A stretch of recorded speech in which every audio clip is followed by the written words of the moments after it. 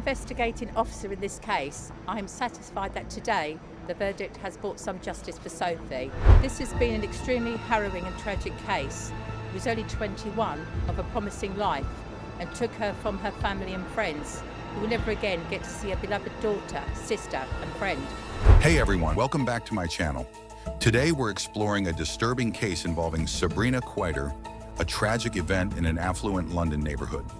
Sabrina suffered from compulsive thoughts, a mental condition characterized by intrusive ideas and behaviors that she couldn't control. This, combined with her manipulative nature and intense desire for power, created a dangerous mix. Born on December 5th, 1982, in a London suburb to French and Algerian parents, Sabrina had the chance for a glamorous life. Yet she never found satisfaction. She felt destined for fame and wealth, but was constantly disappointed. Her unfulfilled dreams and violent tendencies ultimately led her to direct her anger toward an innocent man.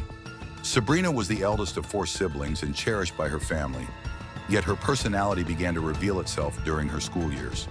Former classmates described her as arrogant and self-serving, with few genuine friendships. Instead of pursuing a modeling career that her beauty and physique could have offered, she focused on manipulation. Though she showed interest in sports and music as a child, her lack of dedication hindered her progress. Later, Sabrina claimed mistreatment by her maternal relatives in France, though these claims remain unverified. Conversely, Sabrina's family claimed she was pampered and constantly craved attention. During her teenage years, she faced a setback when a sports-related back injury led to a reliance on prescription painkillers. Her desperation for these drugs drove her to seek them through illegal means, resulting in her arrest and a warning from the police.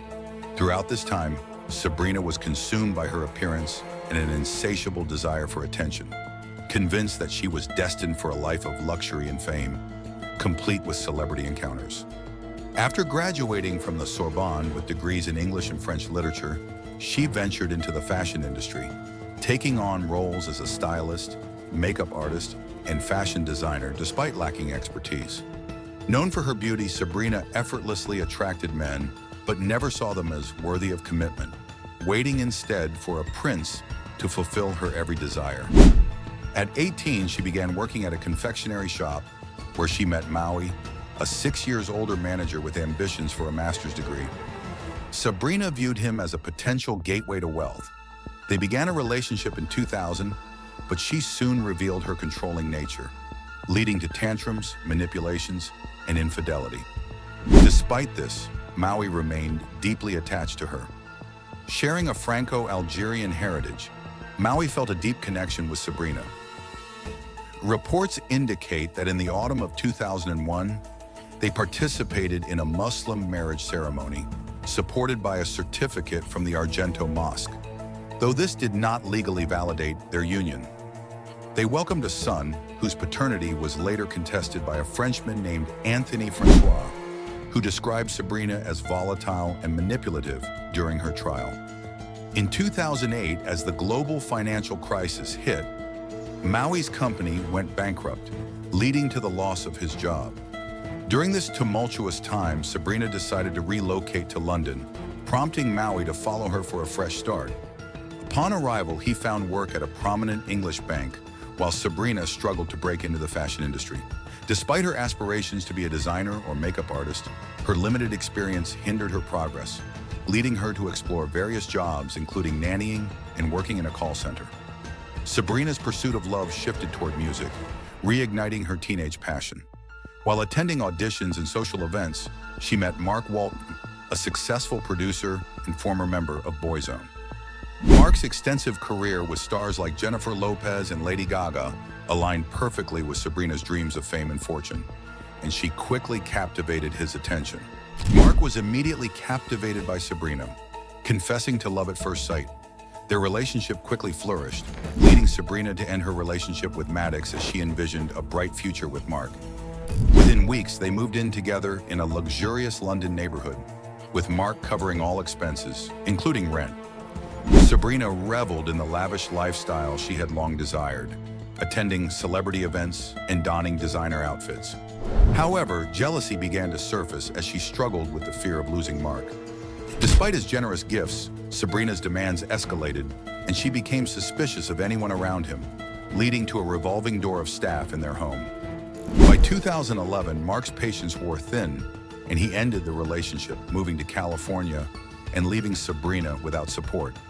In her desperation, she accused him of violence and substance abuse, pleading for his return, but her tactics failed. Following Mark's departure, Sabrina sought comfort with her former partner, Maui, who welcomed her back despite their complicated past.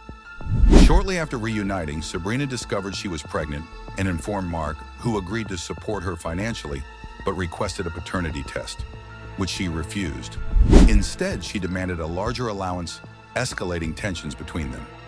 Sabrina resorted to social media to spread unsubstantiated claims against Mark Walton, accusing him of being obsessed with her, irrationally jealous of Maddox, and even physically threatening.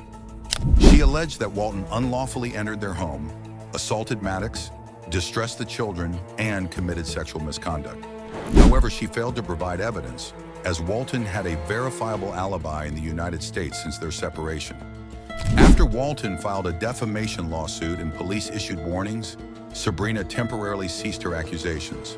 Settling in Wimbledon with Maddox and their 2 children, she appeared to embrace a peaceful life, but this calm was short-lived.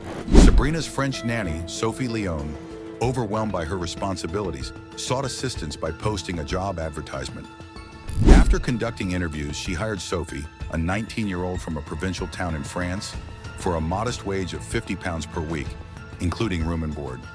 Initially, Sophie bonded well with the children and fulfilled her duties while improving her English. However, as Maddox faced job loss and financial strain, Sabrina grew increasingly irritable, venting her frustrations on the young nanny. In a desperate attempt to improve their situation, they invested their remaining funds into a bakery business, which ultimately failed. After being denied a significant sum by Mark Walton to fund her clothing line, Sabrina resorted to tears and grievances over their financial struggles. She allegedly devised a scheme to manipulate Sophie into blackmailing Walton, portraying her as a co-conspirator and romantic rival. Sabrina intended to record Sophie's fabricated confessions, hoping to extort compensation from Walton. However, Sophie refused to comply. Legal representatives later argued that Sabrina's actions stem from a mental disorder, causing her to genuinely perceive Sophie as a threat to her family. Regardless of the truth, Sophie's situation deteriorated into a nightmare. Initially overburdened with responsibilities without a salary increase, she became trapped in an exhausting cycle of chores, working long hours with no personal time. Her wages were cut, and her passport was confiscated, effectively making her a captive. Communication with her family was restricted, and she faced severe mistreatment. Sophie endured a degrading existence, often receiving inadequate food while being coerced into making false statements against Walton. As the abuse escalated, Sabrina's violent rage culminated in horrific assaults, including a brutal attack that broke Sophie's nose, transforming her captivity into a daily ritual of torment and suffering. Sophie Leona found herself trapped in a basement of torture within an opulent London residence, with no hope for rescue. In late summer 2017, Sabrina Kouider brought Sophie to the police, claiming she was ready to testify against Mark Walton, alleging a romantic and criminal connection. However, Sophie remained silent, prompting police to question her privately. Despite her malnourished and frightened appearance, with visible physical ailments, the police failed to provide any medical assistance or further intervention. In mid-September, Sophie made a distressing phone call to her mother, expressing her desire to return home, but lacking the means. Tragically, this was their last conversation. On September 17th, neighbors reported a fire in the Kite's yard, alarmed by a sickening smell. Firefighters discovered charred human remains, initially unidentifiable, but later confirmed to be Sophie Leona, identified by her melted glasses. Forensic analysis revealed severe injuries, including rib fractures and blunt force trauma, indicating she had been beaten while alive. Disturbing video recordings found in the home further exposed the sadistic nature of her captors, showing Sophie being tortured and coerced into false confessions about colluding with Walton and harming the children. The brutality inflicted upon Sophie Leona included beatings with fists, an iron cord, and a golf club, as well as electric shock torture. She was subjected to humiliating acts, like being forced to submerge her head in a toilet until suffocating. Forensic experts believe Sophie likely died from asphyxiation before being burned, sparing her from the agony of being alive during the process. During the trial, Sabrina Kouider and Madani denied their guilt and showed no remorse. Following the murder, Madani casually bought lighter fluid and dinner for his family, acting as if nothing was amiss. The initial proceedings began in March 2018, where Sabrina attempted to portray herself as a victim, claiming her actions were due to Walton's torment. Although she was diagnosed with mental disorders, she was deemed legally sane. On June 26, 2018, the court found the couple guilty of torturing and murdering Sophie, sentencing them to life imprisonment with parole eligibility after 30 years. Despite the verdict, neither admitted guilt. Mark Walton expressed remorse over his ex-lover's actions, offering condolences and financial support to Sophie's grieving family. Thanks for tuning into this harrowing story. Don't forget to subscribe and hit the bell icon for more captivating tales from around the world.